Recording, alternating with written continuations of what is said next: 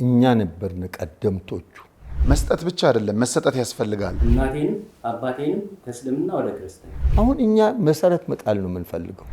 መብላቱም ሌላ ጥያቄ ነው። መበላት ስላለ ከሹመት መጥፎ ግብዝና፣ ከበሽታ መጥፎ ቁምጥና።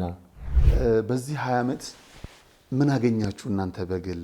ሰው ከሰራ ህዝቡ አይጨክንም።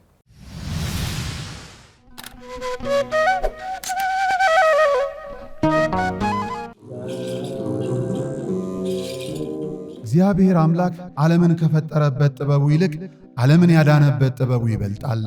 በእኛ ዘመን ደግሞ በገዳም ያሉ መነኮሳት ከሚደርስባቸው ምድራዊ ፈተና በበለጠ የሰማዩ ቤታቸውን በመናፈቅ የሚያደርጉት ተጋድሎ እጅጉን ያስደንቀኛል። በገዳም ያሉ መናንያን ለሰማዩ ክብር የሰው ልጆች እንዲበቁ፣ ሀገር ሰላሟ እንዲበዛ ክረምቱን በጎርፍ ተፈትነው የበጋውን ሐሩር ተቋቁመው ስለኛ ከጸለዩ የምድራዊ ችግራቸውን ለመቅረፍ እኛ ለምን አለንላችሁ አንላቸውም። ጾሙን የበረከት እንዲያደርግልን ጸሎት ልመናችንን ደግሞ የድንግል ማርያም ልጅ መድኃኔዓለም እንዲቀበልልን የሙታንሳ ማር ቅዱስ ሚካኤል አንድነት ገዳም አባቶቻችንን በዓታቸውን እንገንባ። የሁሉ እመቤት በሰማይ በምድር አቁራሪተ መዓት ምራገ ጸሎት ሲነግሩሽ ሰሚነሽ ኪዳነ ምሕረት። የዘመን ብዛት ያስጌጣት የጸጋ ሙላት ያልተለያት ለፈውስ ድህነት የምትጣራ ወደ ሰሚነሽ ኪዳነ ምሕረት ለመሄድ ማነው ባለተራ? ይህች ገዳም ታሪክ ከባለቤቶቹ ጋር የከተመባት ፈዋሽ ጸበል ላያልቅ የፈለቀባት እንቁ ቤታችን ናት። አንጎለላ ጽራርያም ሰሚነሽ ኪዳነ ምሕረት ገዳም ቀርበው የውስጥን ጭንቀት ላወያዩት እረፍትን፣ ቆይተው ከጸበሏ ለተጠመቁ ድህነትን፣ ደርሰው ከደጇ ለረገጡ በረከትን የምትሰጥ እናትን ዘወትር ቅዳሜና እሁድ ወደ ገዳሟ በሚደረግ ጉዞ ተሳልመው ይመለሱ። ለበለጠ መረጃ ከስር በምታዩት የገዳሟ የጉዞ አዘጋጆች ስልክ ቁጥሮች ይደውሉ። ኪዳነ ምሕረት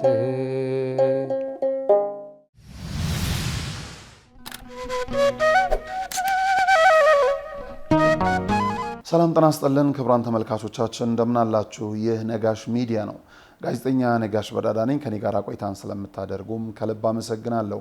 ዘመን ማብቂያ እድሜ መጨረሻ ወይም አመሻሹ አካባቢ ላይ እንግዲህ ብዙዎቻችን ወደ አብያተ ክርስቲያናት ወደ ገዳማት የምንልበት ጊዜ ነው፣ በተለምዶ ማለት ነው። የወጣትነት ጊዜያችን በሌላ የእድሜውን ደግሞ ለሰማዩ ቤትም በመናፈቅ የዚህ ዘመን ትውልድ ደግሞ ወጣትነቱንም ጭምር ለቤተ ክርስቲያን ለመስጠት የተዘጋጀበት ጊዜ የሚመስሉ እልፍ አጋጣሚዎች ቢኖሩም ፈተናና ችግሮቹ ደግሞ ሰፊ ናቸው። ለነዚህ ምስክርነትም በርካታ ዓመታትን ወደ ኋላ ሄድ ብለው በህብረትና በአንድነት በጋራ ተሰባስበው የሁላችን መሰባሰቢያ የሆነችውን ሰማያዊቷን አምሳሏን ቤት በምድር እያነጹ ያሉ ሁለት አባቶችን እንግዳ አድርገን ዛሬ ይዘን መተናል።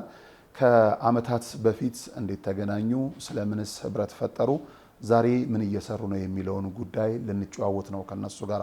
በጣም በሚያስገርም በሚያስደንቅ መልኩ አቶ ኃይሌ ከሳምንታት በፊት ደወሉልኝ። አንድ ቤተክርስቲያን ልናንጽ ነውና ታግዘናል፣ ቢሮአችን ቄራ ነው ሲሉን፣ ምነካቸው እዚሁ መሀል አዲስ አበባ ያውም ቄራ አካባቢ ተቀምጠው ገቢ ማሰባሰቢያ። ምክንያቱም በተደጋጋሚ በከተማ ለሚሰራ ህንፃ ብዙ ፈቃደኞች አይደለንም። በገጠሪቷ የሀገራችን ክፍሎች ደግሞ የተዘጉ ጭራሽም አገልግሎት የማይሰጥባቸው አብያተ ክርስቲያናትን ብቻ ነው ህዝበ ክርስቲያኑ እንዲደርስ አብሮነታችን የምናሳየው ብለን እየነገረን ብለን ነግረናቸው ነበር። የኔ አረዳድ ችግር ሆኖ ምእመናን ባልበዛበት የቤተ ክርስቲያን አገልግሎት በተቋረጠበት ቦታ እንደሆነ ሲነግሩን ዳግም ወደ ስቱዲዮአችን ቀጥረናቸዋል። እንኳን ደህና መጣችሁ። እንኳን ደህና ቆያችሁ። ከርሶ ልጀምር እንግዲህ በደንብ ሙሉ ስሙን እንተዋወቅ። ኃይለ መስቀል ሙልጋ እባላለሁ። የመጣሁት የምኖረው አዲስ አበባ ነው።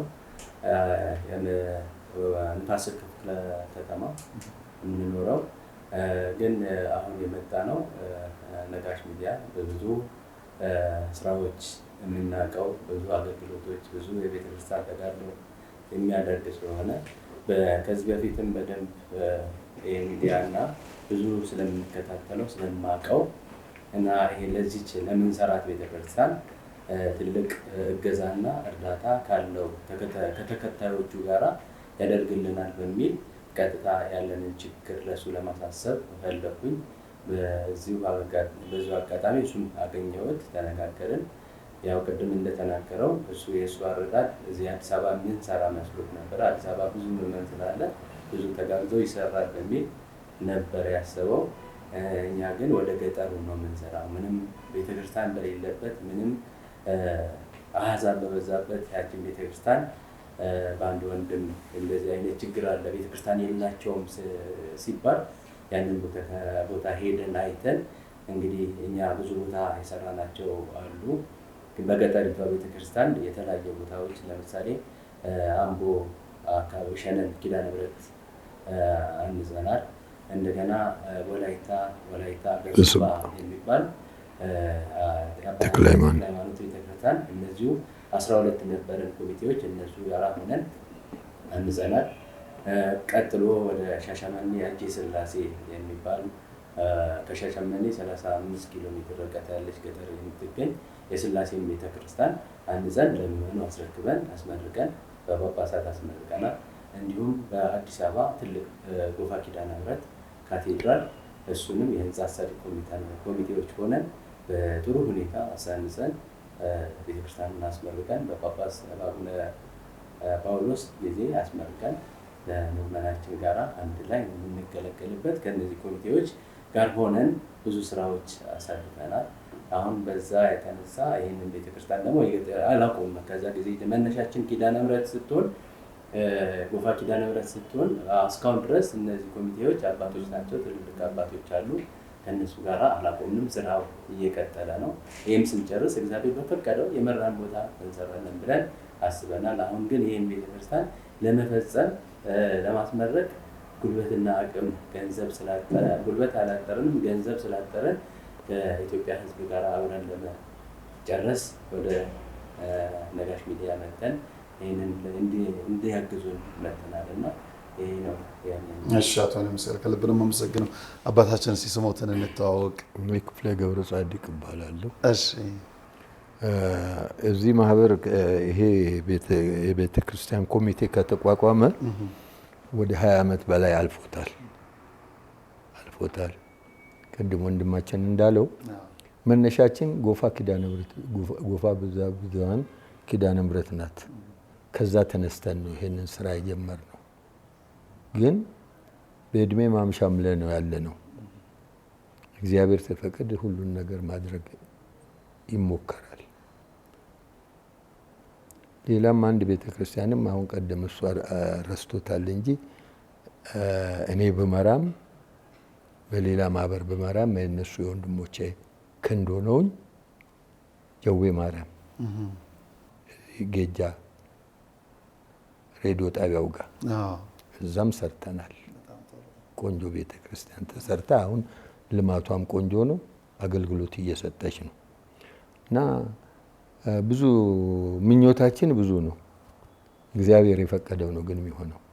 ለማየት የምንፈልገው ከአሕዛብነት ወደ ክርስትና እንዲመጡ ነው። እኛ ይሄንን መሰረት የምንጥለው ለልጆቻችን ነው፣ ለራሳችንም ለሰማይ ቤታችንም ነው። ልጆቻችን እኛን እንዲከተሉ ነው ፍላጎታችን። ለምን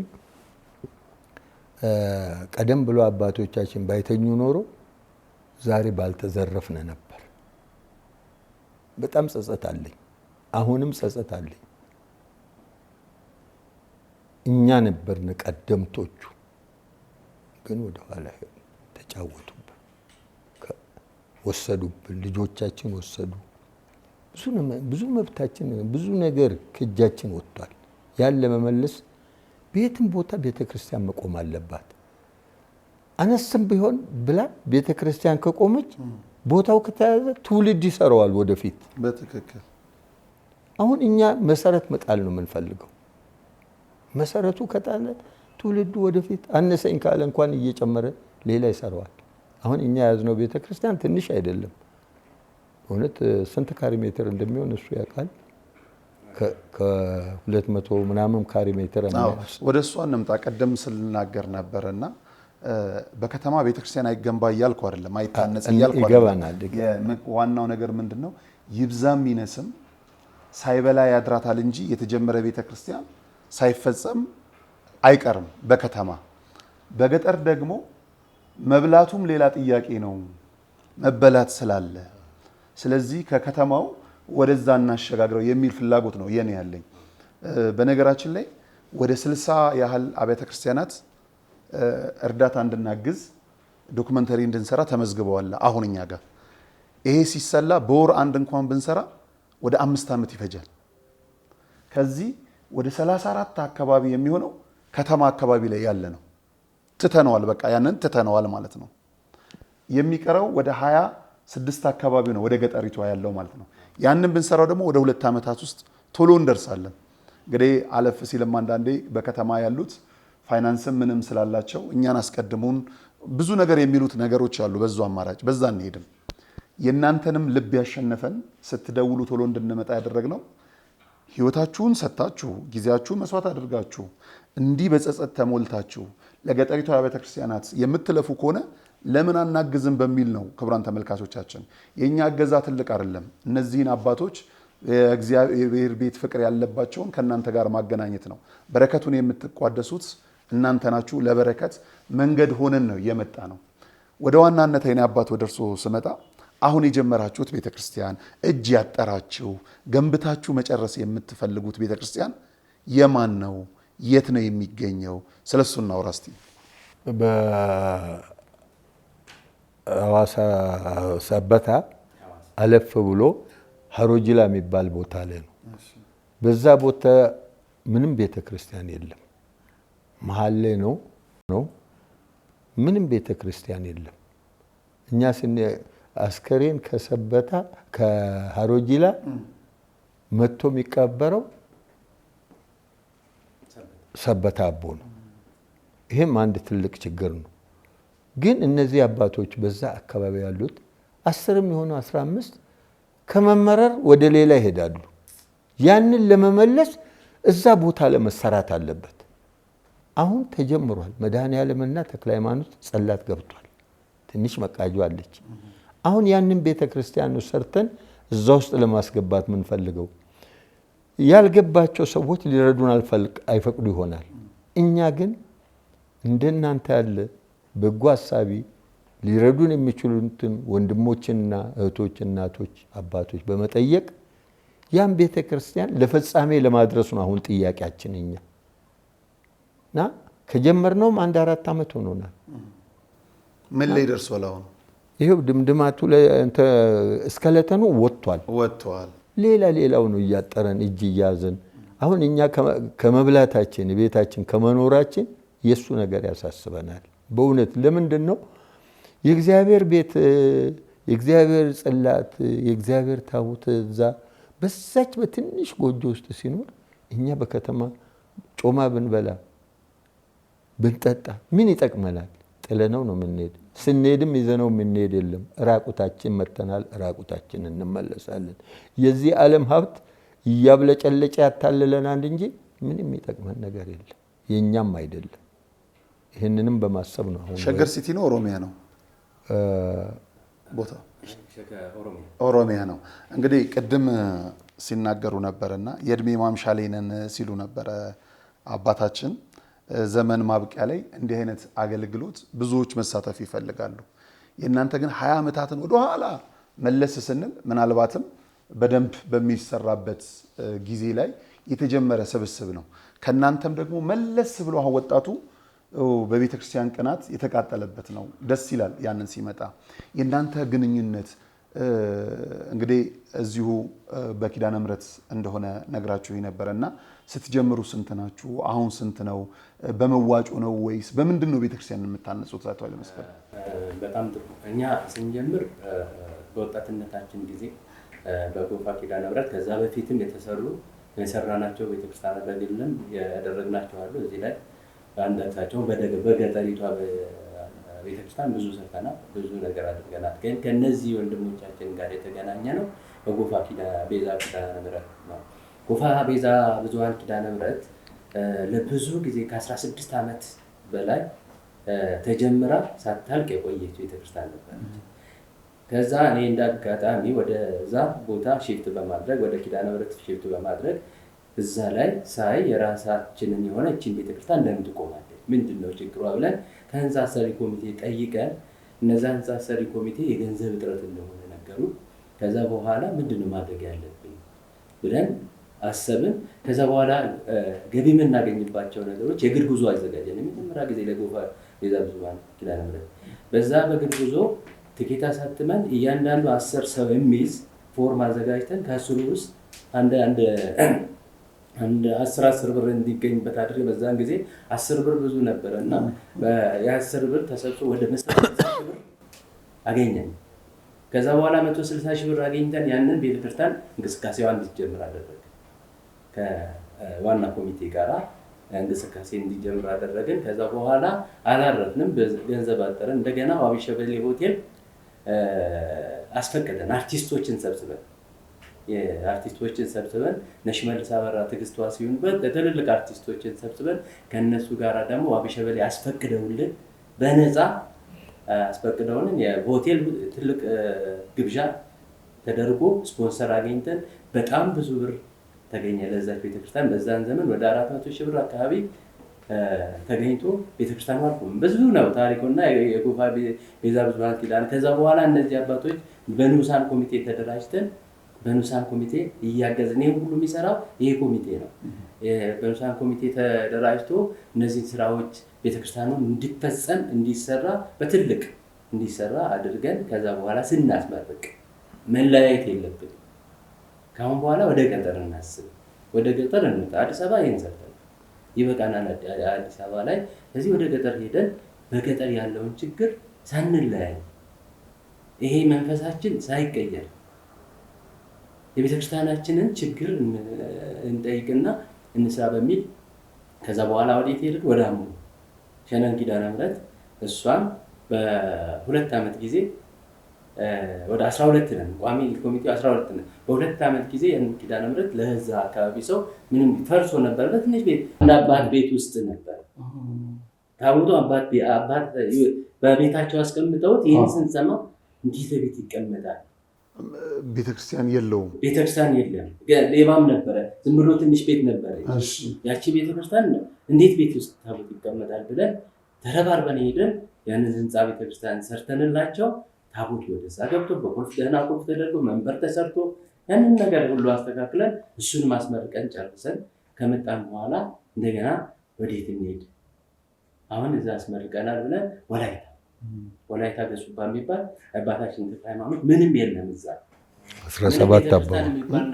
17 አባወራ ብቻ ያለው 17 አባወራ አሁን በዝተዋል። አሁን በዝተዋል። ምን ያህል ሆነዋል? አይ ብዙ ናቸው። ተመለሰ። ፔንቴ ነበረ ፕሮቴስታንት ሃይማኖት በጣም በአንድ ቀን ወደ 16-20 ሰዎች የተመለሱበት ጊዜ እንዳለ ክር ይዘን ነበር የምንሄደው። ማህተብ ይዘን ስንሄድ እዛ እነሱን ተቀይረው አሁን ቤተክርስቲያኑ እሱም ተሰርቶ አልቋል። እሱም ታቦቱ ገብቶ እንትን አለ እንትን ያለ ነው እያገለገለ ነው። ከዛ ቀጥለን ሻሸመኔ አጄ ሥላሴ ፈርሷል። ምንም የለም። ጥንታዊ ቤተክርስቲያን ነው። ገጠር ነው። ትንሽ ከተማ ናት። ከተማ ውስጥ ነው ያለችው። እዛ ምንም የፈረሰ ስለሆነ ብዙም አሕዛብ የበዛበት ነው። ቦታው ላይ ብዙ ችግር ያለበት ነው አጄ ሥላሴ። እሱንም ተነግሮን በቃ እያንዳንዳችን ይህንም ስንሰራ ይሄ 12 ኮሚቴ ስራውን ይጀምራል። በራሱ ገንዘብ ከራሱ ገንዘብ ያወጣል። መጨረሻ ላይ ሲያቅተው ነው ስብሰባ እንቀመጣለን፣ ገንዘብ እናወጣለን፣ ከቤታችን እንወስዳለን። ያንን ሲያልቅብን እንደገና ይሄ ገንዘብ የሚገኝባቸው ሁኔታዎች እናመቻቻለን። ሆቴል እናዘጋጃለን፣ ትኬቶች እንሸጣለን፣ ብዙ እናደርጋለን። እንደዛ እያደረግን በሰው እርዳታ እንጠይቃለን። ትልልቅ ወንድሞች አሉን ወደ ቄራ አካባቢ፣ እነሱን እየጠየቅን የተለያየ ነገር እናሰራለን። ከዛ ያንን ቤተክርስቲያን እሱንም በደህና ሁኔታ አሰርተን ቆንጆ ሁኔታ እሱንም አስመረቅን። አስመርቀን ጳጳስ ይኖራል ወይ ስናደርግ በጳጳስ ነው የሚመረቀው። እናስመርቀን ከዛ በኋላ እሱን ከጨረስን በኋላ ሀሮጆላ ሰበታ ያለው ከሰበታ ገጠር ከተማ ነው። ይሄን ጀምራችኋል። ፕሮቴስታንቶችም አሁን ምን ያህል ብር ይፈጃል እሱ? ጋብርኤል ከአሁን በኋላ ወደ ከ2 ሚሊዮን ብር በላይ ይጨርሳል። በእውነት ለመጨረስ ብዙ ብር ይፈጃል። ሁለትም አይበቃም። በዛሬ ኖሩ አይበቃም። በእውነት እስቲ እግዚአብሔር ይረዳናል። አብረን እናስመርቅ ይሆናል። እንግዲህ ከእግዚአብሔር ጋር አብረን እናስመርቅ ይሆናል። ምክንያቱም እስቲ ሄደን ደግሞ እናየዋለን ቦታውን። እግዚአብሔር ይረዳናል እና በጣም የሚያስገርም ነው። መስጠት ብቻ አይደለም፣ መሰጠት ያስፈልጋል ቤተክርስቲያንን ለመገንባት። ዛሬ ላይ የማያጸድቁ ብዙ አጋጣሚዎች አሉ። ለስራ ሲነሳ ትልቁ ችግር የሚሰራን አበርትቶ ለቤተ ክርስቲያን ዋስ ጥበቃ ከመሆን ባለፈ ትንሽ እንቅስቃሴ ሲጀመር ብዙ እንድንሆን የሚያስቸግረን ብዙ ችግር አለ። እሱን ሁሉ አልፎ ነው ክርስቲያን ዛሬ ላይ ቤተ ክርስቲያኑን የሚገነባው ሞልቶ ተርፎት አይደለም። ከባህር ማዶ ያሉ ምዕመናን ቢልኩ እንደው ገንዘቡ ተርፎ አይደለም። ልባቸው ሀገር ቤት ስለቀረ ነው። ልባቸው ቤተክርስቲያኑ ስለቀረ ነው። ከድንግል ማርያም ጋር ከኪዳነ ምሕረት ከጻድቃን ሰማዕታቱ ጋር ቃል ኪዳን ስላሰሩ ነው የአባታቸው ቤት ፈርሶ የራሳቸውን ቤት መገንባት ስለማይፈልጉ እንጂ እንደ ሰውኛ ሞልቶላቸው አይደለም። ቢሆንም ደግሞ እጃቸው የሞላላቸው ልባቸው የፈቀደ ከነገም ተውሶ ቢሆን በእርግጠኝነት ከታች ባለው አካውንት ይልኩልናል ብለን እናስባለን። የህንፃ አሰሪ ኮሚቴ ነው። ህንፃ አሰሪ ኮሚቴ ነው። እንግዲህ በደንብ ስጡ ብለን የምናስገድደው በአካል ስናይ ነው። ቤተክርስቲያን ሲሰራ አባታችን ፈታኙ ነገር ምንድን ነው? ቤተክርስቲያን ስታንጹ በዚህ 20 ዓመት ውስጥ ፈታኙ ትልቁ ነገር ከውስጥ ይነሳል። ከውስጥ ራሱ የእግዚአብሔር ህንፃ ስናንጽ እኛ የእግዚአብሔር ህንፃዎች ነን እኛም አልበላንም የሚሉ ሰዎች ይነሳሉ። እስከዚህ ድረስ እኛ ኪዳነ ምሕረት ላይ እንደዚህ የሚል ጻፊ ነበር።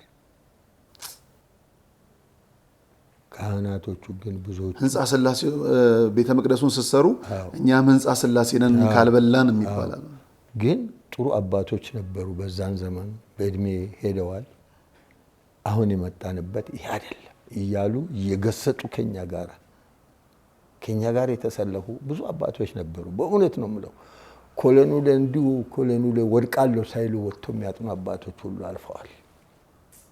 በጣም ቀድም ወንድሜ ሲናገር ዋቢ ሸበሌ ላይ ከመሄዳችን በፊት መቅደሻ ይሄ መሰረቱ የተጣለበት ቤተክርስቲያን ውስጥ አንድ ድግስ አዘጋጅተን በሱም ትንሽ ገንዘብ አግኝተናል። 50 ብር አድርገን ምሳና ጉባኤ አድርገን በ2000 ላይ እዛም ገንዘብ አግኝተናል።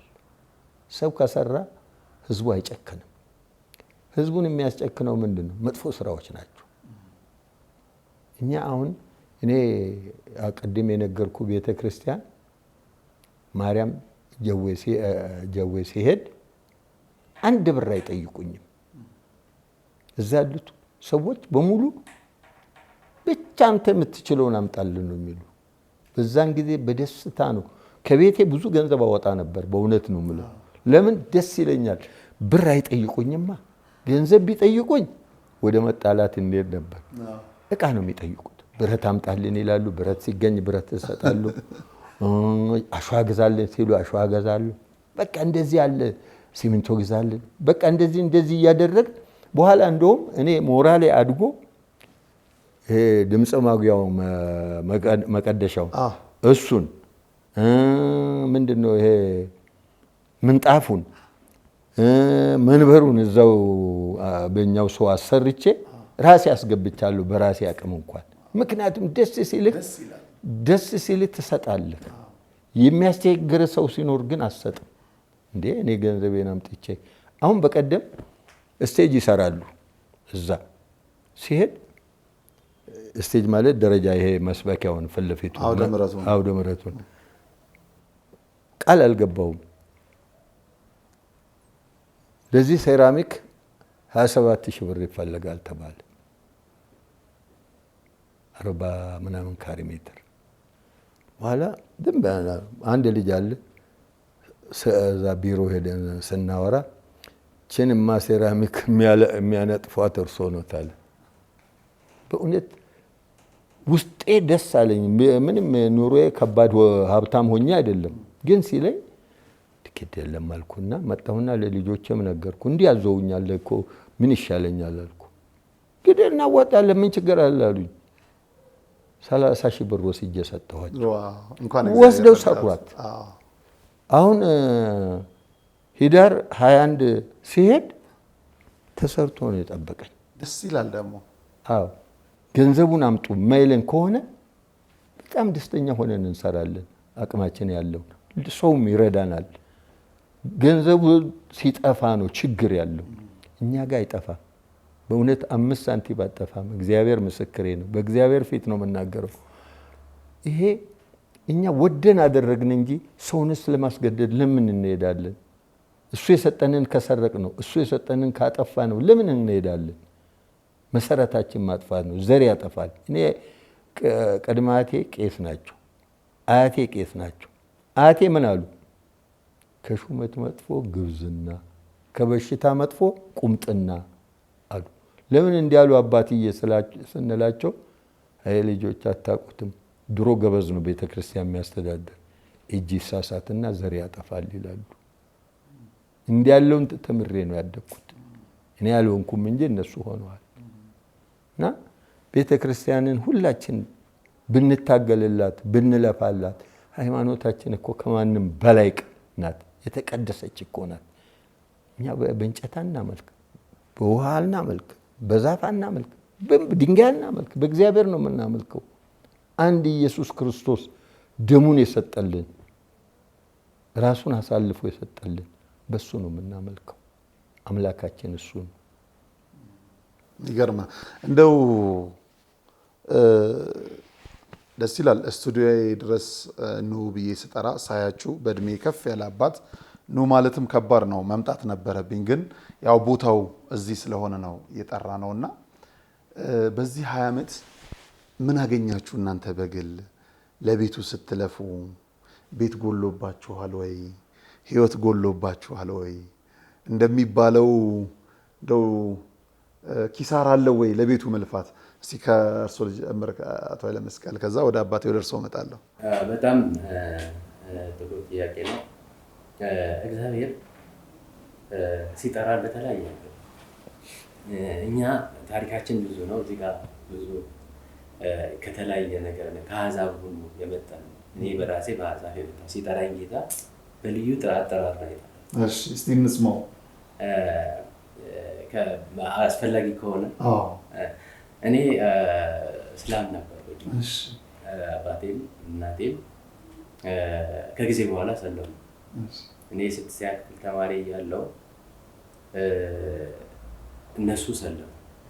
እናቴ አባቴ ሌላ የአጎታችን ድሮ ታሪክ ታውቅ እንደሆነ የአጎት ሲሞት የአጎት ባለቤት ይቀጥል ነበርና አባቴ የአጎቴን ባለቤት ያገባ ቤተሰቦቿ እስላሞች ነበሩ፣ የእሷ ቤተሰቦች እና አባቴን እስልምና ሊያደርጉት መሬት ሰጡትና እኛ ልጆች ነን ምንም አናውቅምና መሬት ሰጡት። መሬት ሲሰጡት ያን ቦታ ሲረከብ ቀጥታ ወደ እስልምና ሄደ። ያም የሄደበት ምክንያት ገጠር ስለሆነ ግንዛቤው ስለ ክርስቶስ ስለሞተለት ክርስቶስ ምን እንደሆነለት ግንዛቤው ስለሌላቸው ወዲያውኑ እሺ የሚሉት ነገር አለ ወደ ሌላ ሃይማኖት።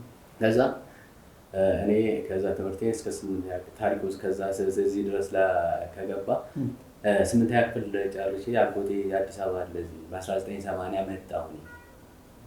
በ1980 የእናቴ ወንድም እዚህ ያለና እሱ ጋር ቁጭ አልኩኝ። ትምህርት እየተማርኩ እስከ 12ኛ ክፍል ትምህርቴን ስጨርስ የእስልምናው ነገር በቃ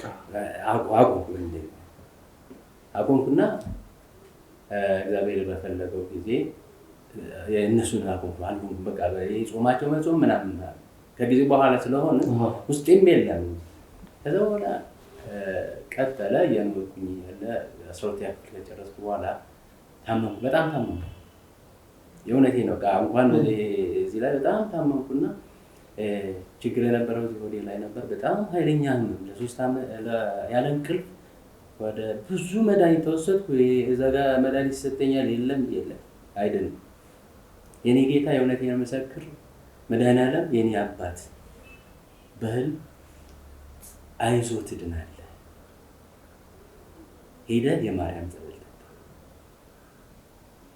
እና እንደዛ ማየውና እኔ ያው ውስጤ ብዙ ክርስትናው የለም አይደለ፣ ትኩረት አልሰጠውም። ዑራኤል ገናና ነበር እዛን ሰዓት። እመቤታችን የተባልኩት እመቤታችን አለች፣ አሁንም እመቤታችን በጸበሉ። ከዛ እዛ ዑራኤል ሄጄ ጸበሉን ስጠጣ ለውጥ መምጣት ጀመረ ከኔ ላይ። የያዘኝን ነገር ከራሴ እየለቀቀ መጣ፣ እየወጣ መጣ። እዚያ ጋር ባልናገረውም በጣም ብዙ ነገሮች እየወጣ መጣ። ለብዙ ጊዜ ስቃይ ሲያሳየኝ የነበረው እንቅልፍ አልተኛ የነበረው እንቅልፍ መተኛ፣ ድነት ፈውስ መጣ፣ ዳንኩ። ከዛ በኋላ ማርያም ጋር ሄድኩ። ከገባኝ 6 ወር ጸበል ከጠጣ በኋላ በቤታችን ጋር ሄድኩና የተባልኩት እዛ ነው። ከዛ አሁን ነው የገባኝ ጌታ ያዘዘኝ መድኃኒዓለም ያዘዘኝ። ከቆየሁ በኋላ ለኔ ተጠምቀው ተመልሰው ነው ወደ ጸበሉ ነው የወሰዱት? እዛው እያሉ ነው? እዛው እያሉ እስልምና ጋር እያሉ? እስልምና ተውኩኝ። ትተዋል። ቄዳር አልተጠመቁም። ቄዳር ሳይጠመቁ እዛው ነው ቄዳር ለአባት ነግሬ ዑራኤል ቄዳር የተጠመቁት። ክርስትና ስም አለኝ ኃይለ መስቀል ነው። ቄዳር ተጠመቁ። ከዛ በኋላ ክርስትና አሁን የመታወቂያ ስምም ኃይለ መስቀል ነው። እሺ በስራም ይሰራል ኃይለ መስቀል። ከዛ ስሜም ስራ እየሰራ ከዛ በኋላ ጠራኝ፣ አምላኬን ጠራኝና ምን ላድርግ በቃ ወደ ክርስትና በደንብ መግባት ጀመርኩ። ገጠር እኛ የተወለድኩበት ቦታ ቤተክርስቲያን የለም። እዛ ቤተክርስቲያን ስለሌለ ቁጭት አለ። የ3 ሰዓት መንገድ ከኛ ሰፈር የ3 ሰዓት መንገድ አስከሬን ይዘው ሊቀብሩ ሰነን የሚባል ቦታ ሊቀብሩ ጉመር ወረዳ ሰነን የሚባል ቤተክርስቲያን ሊቀብሩ ይሄዳል። ቤተሰቦቻችን እዛ የ3 ሰዓት ተሸክመው ከዛ ይህንን እግዚአብሔር ቀየረውና አንድ አባት አቶ ዳሞ ፈንቅር ደሊል የሚባሉ እዛ ጉመር ናቸው። እሳቸው መሬት ሰጡ። እዛ መሬት ሰጡና የቤተክርስቲያን ብለው መሬት ሰጡ። አረቅት ወረዳ አካባቢ መሬት ሲሰጡ ያንን መሬት ከሰጡ በኋላ ቤተክርስቲያን ሊሰራ ነው የሚባል ተነገረኝ። እኔ እሰራዋለሁ፣ ቤተክርስቲያኑ እኔ እሰራዋለሁ አልኩኝ። ያንን ጌታ አገዘኝ። የአማኑኤል ቤተክርስቲያን ነው፣ ማንም አጋዥ ሳይኖር። ከዛ በኋላ አንዳንድ ወንድሞች እየተፈጠሩ እያዩን ያንን ቤተክርስቲያን ሰርተን ዛሬ የ3 ሰዓት መንገድ ቆሞ ቤተክርስቲያን ታንጾ እነሱን ወስጄ አስመርቄ ትልልቅ አባቶች ይዤ አስመርቄ ቤተክርስቲያኑ ታንጾ ገብቷል። አንድ አቶ በላይ የሚባሉ የጣራ ቆርቆሮች አሉልን፣ የዛ ተወላጅ ናቸው። ሌሎችም እንደዚህ ወንድሞቻችን አሁን ተተኪ አፍርጬ አሁን ቤተክርስቲያን የሚይዙት ወጣቶች ፈርተው በደንብ አብበው የቤተክርስቲያኑ ተቀጥ ብለው ተረክበውልኝ ነፃ ሆኜ አሁን በነፃነት በክብር ይጠሩኛል። ሀብትና በረከት ብቻ ሳይሆን ሰላምም አግኝተዋል፣ እግዚአብሔርን አግኝተውበታል። ከዛ እግዚአብሔር የተመሰገነ ይሁን። ከተለወጡ በኋላ እናቴንም አባቴንም ከእስልምና ወደ ክርስትና ተመለስኳቸው። ቁርባን ቆርበው ስጋው ደግሞ ተቀብሎ አባቴ በሕይወት የለም፣ ነፍሱን ይማረው። እናቴ ያለች። ከዛ በኋላ አንድ ወንድሜ ነበረ፣ እሱንም ወደ ቤታችን ወደ ክርስትና አመጣሁት። አሁን የቀሩ እህቶች አሉኝ። እነሱም እግዚአብሔር ጊዜው ሲደርስ ይጠራልኛል ብዬ ተስፋ አደርጋለሁ። ከዛ በኋላ ኑሮዬም እግዚአብሔር ኑሮዬን በበረከት ሞልቶልኛል። ጭራሽ አሁን ኢየሩሳሌም ይመላለሳሉ። 9 ጊዜ ነው። ከኔም ጋር ተገናኝተናል። አሁን ደግሞ ወደ ግብፅ እናቀናለን። ገዳማቱን መሳለም ይዘዋል። እንኳን እግዚአብሔር ረዳሁት፣ እመብርሃን እንኳን አገዘችው። በቃ ስለዚህ ስራዬም ኑሮዬም ከመድኃኒዓለም ጋር ነው። እሱ ቤቴን ያውቀዋል፣ ጉድለቴን ይሞላልኛል። ከዚች ቤተክርስቲያን ብዙ በረከት ብዙ ጸጋ፣ ከምንም በላይ ከአሕዛብ ወደ አባቴ ቤት ስለሞተልኝ ስለ ክርስቶስ ስለተሰቀለኝ ስለተወጋልኝ ወደ እሱ ተጠርቻለሁ እና አሁን በዛ የጎደለብን ነገር የለም እና ጥሩ ነን። በጣም ነው የማመሰግነው። ባለቤቴም ነው የምንሄደው ኢየሩሳሌም። የአቶ ኃይለ መስቀል ታሪክ በጣም የሚገርም ነው። በደንብ እንሄድበታለን። እቤትም አንድ ቀን እንጨዋወታለን። በእውነት እንደውም የትንሣኤን በዓል ከእርሶ ጋር ነው የምናሳልፈው፣ እግዚአብሔር ይፈቅዳል። ከዛ በፊት ክቡራን ተመልካቾቻችን እንግዲህ ወደ ግብፅ ጥር 23 እናመራለን። ስለዚህ እሳቸውንም ታገኛላችሁ። አብረን ነው ጉዞ የምናደርገው ከኔ ጋራ።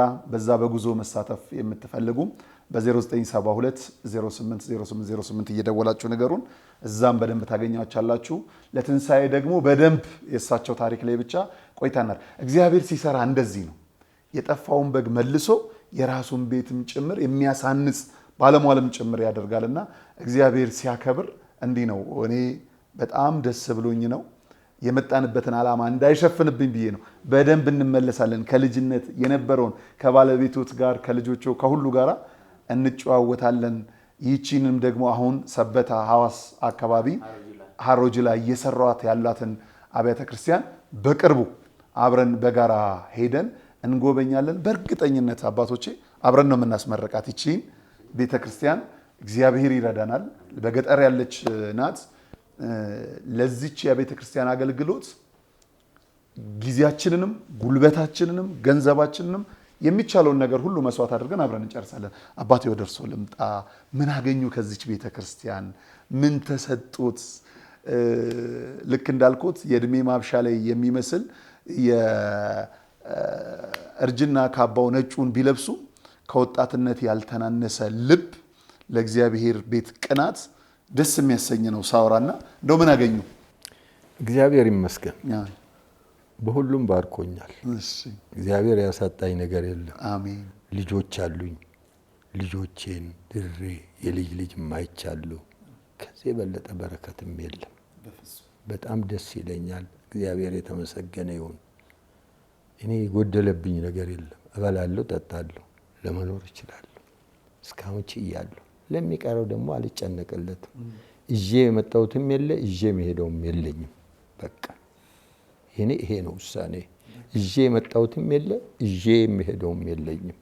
እግዚአብሔር የሰጠኝን እዚሁ ልጆች አሉኝ። የልጆቼን በረከት አያለሁ፣ የልጆቼን ጤንነት አያለሁ። እኔም እግዚአብሔር ይመስገን ለክፉ የሚሰጥ በሽታ አይኖረኝም። 3 ጊዜ 4 ጊዜ ሰርጀሪ ተሰርቻለሁ። የዛሬ 30 ዓመት ግድማ መድኃኔዓለም ራሱ በለተቀኑ እጁን አግብቶ ነው፣ ሐኪም አይደለም ያዳነኝ። ለሚሰራው ሐኪም እጁን ሰጥቶ ጨጓራዬ ተቆርጦ ወጥቶ ተቀጥሎ ከዛ በኋላ 30 ምናምን ዓመት ይሆና ከነሱ ጋር ጥሬ ስጋ እየበላው እየተቃሙ እኖራለሁ። ይገርም ነው። እድሜ ጤና ይስጥልን። እግዚአብሔር ይበደለኝ የለም። ግን ማዝነው ነገር አለ ሁልጊዜ እየጸጸተኝ ምኖር። እኔ ልጅ ሆኜ ከኛ አካባቢ እነዚህ ሚስዮኖች የሚባሉ ሲመጡ ምንም ይዘው ሳይመጡ በሳንቲም ብቻ አቡየዲና ከኛ ቤት አሬራ እየገዙ ከኗሪው ቤት አሬራ እየገዙ አቡየዲ እየሰጡ በቆሎ ዱቄት ከኛው የኛ ያረስነውን እህል እየሰጡ ወገኖቻችንን ወሰዱ። የእውቀት ማነሱ አሁንም የሚቆጨኝ ይሄ ነው በህይወቴ። ይሄ ብቻ አይደለም፣ ቴክኖሎጂውንም እንዲሁ ይቀሙናል። ከኔ ጋር ያደገ አሸዋ አሁን ቻይና እየሄደ ባትሪ እየሆነ ይመጣል።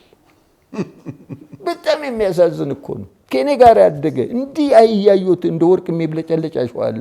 በደቡብ ነው እኔ ያደግኩት እና ሁልጊዜ አሁን ጆሲ ግቢ ያለው ሰውዬ እሱን እየሸጠ እሱ ባትሪ ሆኖ ኢትዮጵያ ውስጥ ተመልሶ ይሸጣል፣ ሌላው ዓለም ላይ ይሸጣል።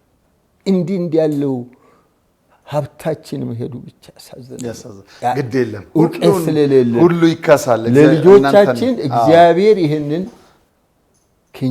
እኛ አልፈናል። አሁን እንዳለን አንቆጠርም። እግራችን ጉድጓድ ገብቷል። ለልጆቻችን የሚመች ቀን ያውጣል። አሜን። ይህንን ነው የምመኘው። አሜን። እኔ አባት አሜን። በመጨረሻም እንግዲህ ትክክለኛ የቤተ ክርስቲያኗን ስም ንገሩን እስቲ። ከአዲስ አበባ 45-50 ርቀት የምትገኝ ገጠር ውስጥ ያለች ቤተክርስቲያን ሰበታ ሐዋስ ሀሮ ጁላ። ሰበታ ሐዋስ ሀሮ ጁላ መድኃኔዓለም ቤተክርስቲያን። በጣም ጥሩ። ከስር የምትመለከቱት ስልክ የሁለቱ አባቶች ስልክ ነው ክቡራን ተመልካቾቻችን። ከስር የምትመለከቱት ደግሞ አካውንት የህንፃ አሰሪ ኮሚቴዎች ነው። ስለዚህ የህንፃ አሰሪ ኮሚቴዎች ነው አቅማችሁ የፈቀደውን ከንግግራቸው፣ ከጥራታቸው፣ ከልፋታቸው አይታችሁ ማገዝ የምትፈልጉትን እንደው በሰበታ ሐዋስ ሀሮ ጁላ መድኃኔዓለም ቤተክርስቲያንን እንድታግዙ ነው። በአይን ሄደን ደግሞ እኛ በደንብ እናሳያቸዋለን። በአይን ሄደን እንግዲህ ስለ ገጠራዋ ቤተክርስቲያን ሲባል ስለምደነግጥም ስለሚያስደነግጠንም ነው። ኑ እስቲ ንገሩ። አንደኛ ከድጋፍም ባለፈ እነዚህን አባቶች እነዚህን ኮሚቴዎች እየሰሩ መሆናቸውንም ሰው የሚወቀው በአካባቢ ያለም እንደ ሁሌ ሲለመን ምንድናችሁ ለማለት በአደባባይ እንዲህ ነን የሚለውን ምላሽም ለመስጠት ነው። ዛሬ ግን ለነበረን ጊዜ ከልብ ነው የምናመሰግነው። እግዚአብሔር በእኛ ቤት የተሰኘውን የቆየውን ፕሮግራማችንን ድጋሚ እንጀምረዋለን። ክቡራን ተመልካቾቻችን ትንሣኤን በዓል አድርገን በአቶ ገብረ መስቀል ቤት በመቀጠልም በአባታችን እንዲሁም በሌሎች እንግዶቻችን ቤት እየመጣን እግዚአብሔር በእናንተ ቤት ምንድን ነው? ምን አድርጎላችኋል? እንዴት ይመሰገናል? ከእግዚአብሔር ጋር ቅርበታችሁ ምንድን ነው? ድንግል ማርያም ስለእናንተ ምን አድርጋለች? ጻድቃን ሰማዕታቱን ለምናችሁ ምን ተሰጥቷችኋል? ምንስ ቀርቶባችኋል? የሚለውን በሀገር ውስጥ ፕሮግራም ጀምረን ወደ ቅድስት ሀገር ኢየሩሳሌም ስንሄድም በግብፅም ያላችሁ ኦርቶዶክሳውያን ታሪካችሁን ልትነግሩን ከእግዚአብሔር ጋር ያላችሁን ቅርበት ልታሳውቁን ከፈለጋችሁ በ0972 080808 እየደወላችሁ ታሪካችሁን ታጋሩናላችሁ። ሰላም እግዚአብሔር ከሁላችን ጋር ይሁን። መልካም ጊዜ።